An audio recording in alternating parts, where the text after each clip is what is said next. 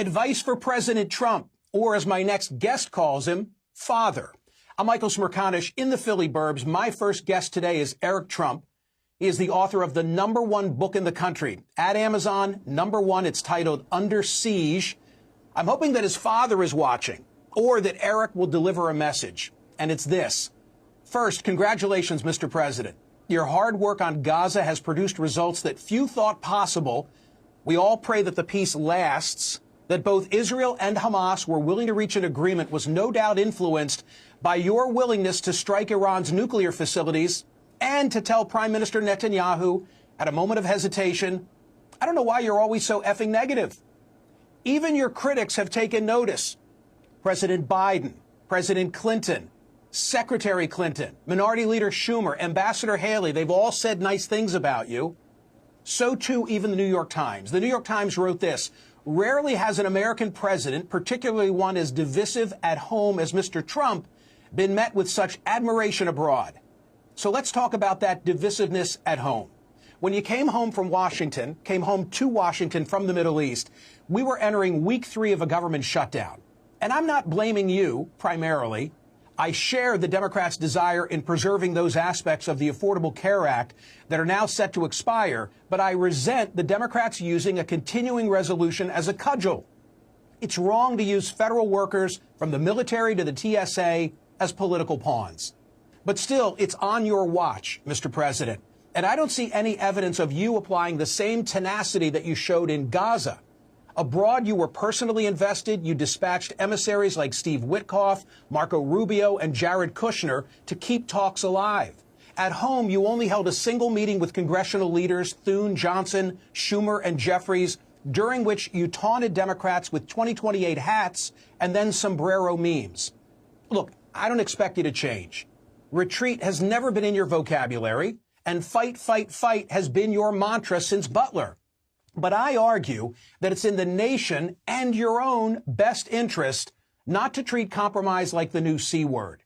You'll never win over the far left. I get it.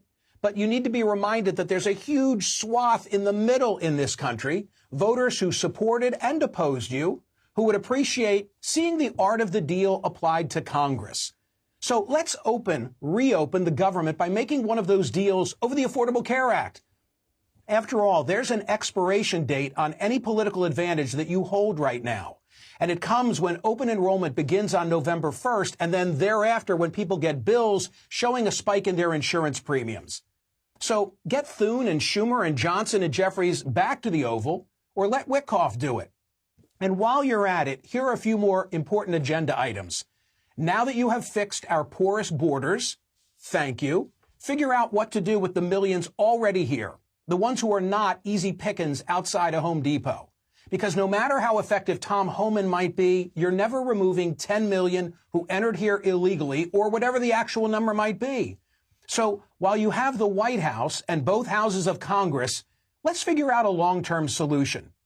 If a guy has been in the country for years, kept his nose clean, worked and paid taxes, raised a family, I say let's give him a way to stay without ever voting and not calling it citizenship.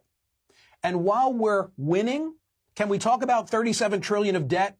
We're living longer and our births are now below the replacement rate.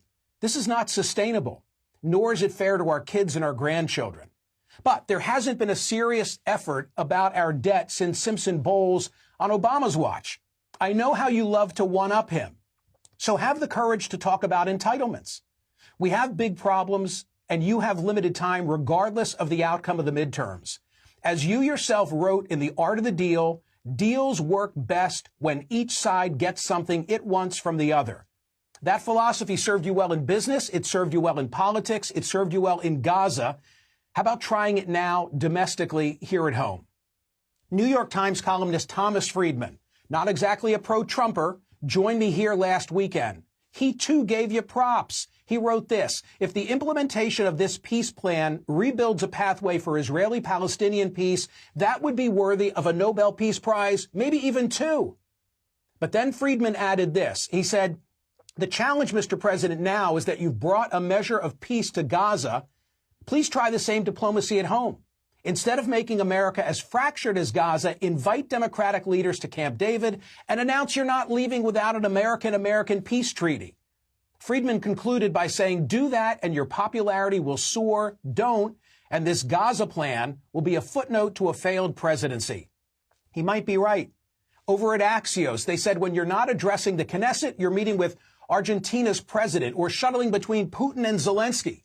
As they put it in their article, Donald Trump, America First globalist. They said Trump's foreign policy focus and the peace deals he has secured is the stuff of presidential legacy building. But the globe-trotting risks blurring his America First brand. Voters reward winners, and Trump is a winner, said one Trump advisor. But I'd be lying if I said none of us wish he would talk a little more about the economy and things back home. To which I would add, you also seem to be transitioning from non-interventionalist no more wars to a muscular projection of power. We're nearly at war with Venezuela, threatening to use direct force against Hamas, and maybe about to supply tomahawks to Ukraine. And if you don't want to take my advice, Mr. President, how about taking Eric's? Because in his brand new bestseller, I noted that he wrote these words: "My father loves negotiating contracts, both big and small." And Eric offers his own advice based on watching you operate. Eric wrote this: never be afraid to ask, never be afraid of the word no, and negotiate everything. Mr. President, you're never winning over the haters. I get it. And you'll never lose your base. That's true. The middle of the country, which I'd like to think I represent, will be forever grateful if you can solve some of our major challenges in your time in office. Ronald Reagan was known as the great communicator. Take my advice, you'll be remembered as the great negotiator. Eric Trump joins me now. He's the executive vice president of the Trump Organization. He is the author of the #1 book in the country. It's called Under Siege. All right, thank you for sitting through that. I'm curious to hear your reaction. Listen, I enjoyed a lot of that. I agree with the first half of it. I find it a little ironic. I mean, you're talking about national deficit, and there's nothing more important to me than national deficit, right? I'm a business guy. I run a very big company, right? Expenditures and making sure that fraud, waste, and abuse in a company, isn't prevalent is important to me. At the same time, you look at the continuing resolutions and you look at what's happening with the government shutdown, and under the Democratic terms, add about $2.5 trillion to our national deficit. So you kind of can't have that argument both ways, Michael. I think my father's been the most effective president. I mean, you would go months without seeing Joe Biden in the last administration. He was nowhere to be found. He wasn't running the government. I know people in the White House, and the lights were not on. People were working from home. Nothing was getting accomplished. There were no press gaggles. There was no Middle East peace. You had massive inflation. You know this very well. You know more about the economy than just about anybody on this network, right? I mean, oil prices were skyrocketing. Cost of living was going through the roof. You couldn't get a 2x4 at Home Depot, because Pete Buttigieg had all the ports shut down and there was massive supply chain problems. And now you look at my father. He created Middle East peace. He's doing everything he can. I've personally been there with the Cambodian War and Thailand. I was literally in the room when he called both leaders and said, listen, guys, knock it off. He's literally stopped 5, 6, 7 wars. I mean, he did that with India and Pakistan as well. He did that in the Middle East. Now all of a sudden you have drill, baby, drill. Oil prices are coming down. Inflation's back to normal. The markets are at all-time highs. People are back in church in this country. America's respected again, and that might be #1 for me, Michael. I mean, I travel all around the world, and people were laughing at us under DEI policies and the fact that guys my size were swimming in collegiate women's sports. The entire world was laughing at the United States. And now we're the most revered country on earth. So thank you for acknowledging. And by the way, Michael, hold on one second. Thank you for acknowledging the Middle East peace, because there's so many people who just haven't been able to get there. I mean, Anthony Blinken and Elizabeth Warren was going out saying, I agree. I pray that it continues. Listen, you give props to your mom in this book. I thought it was terrific. I do. Let me tell you what my mother said to me. My mother, who I better not tell you the age she's about to be in a week, but it's up there. I'm 63. You do the math. She said, grass doesn't grow on a busy highway. She said that about me, and she meant it as a compliment, like you've always hustled. I respect that in your dad. In the book, you call him, I think, the Energizer Bunny in a red tie. But my serious point is to say that hustle why isn't it applying to some of these major domestic issues? I'm thrilled with what he's doing abroad, but whether it's the debt, whether it's health care long term, whether it's dealing with 10 million people here long term, like why can't we address that now while he has the House of Representatives, the Senate, and the White House?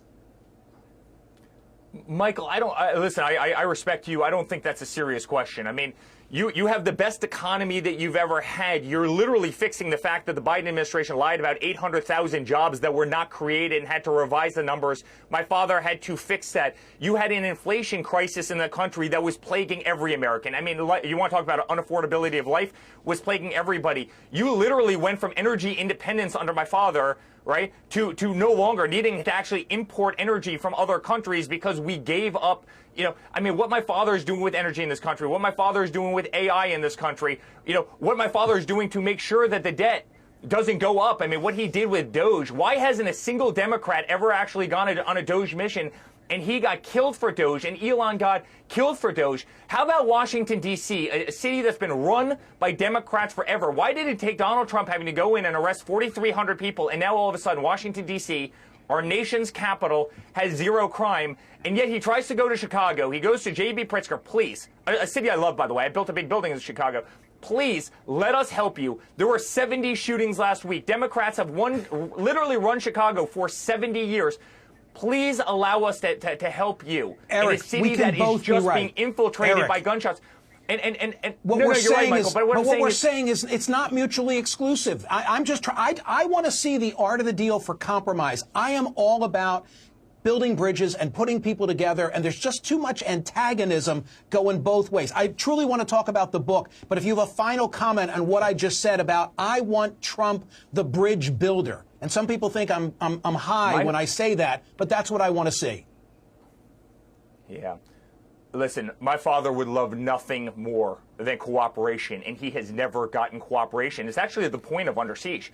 I mean, what they did to it, I got 112 subpoenas for doing absolutely nothing wrong. I mean, I've literally never gotten a traffic ticket in my life. I got 112. They raided our homes. They you know, the dirty dossiers, the Russia collusion. I've used this platform. I've used this platform to speak out against the lawfare. I get it.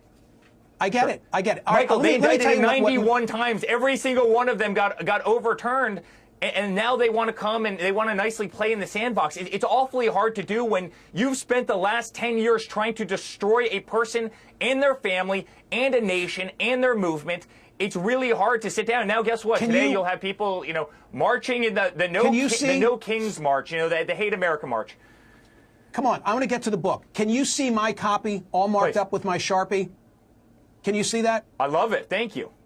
Okay. So that ought to tell you. All right, so this is the part of the book that I just find so intriguing. Headline, everything hidden will be revealed. The context is Butler. And you say this, a 20-year-old armed with multiple cell phones attempted to kill my father, the father of the greatest political movement in American history, from an unmanned, unprotected rooftop. I remain totally unsatisfied. What are you telling us? I am totally unsatisfied. I am totally unsatisfied.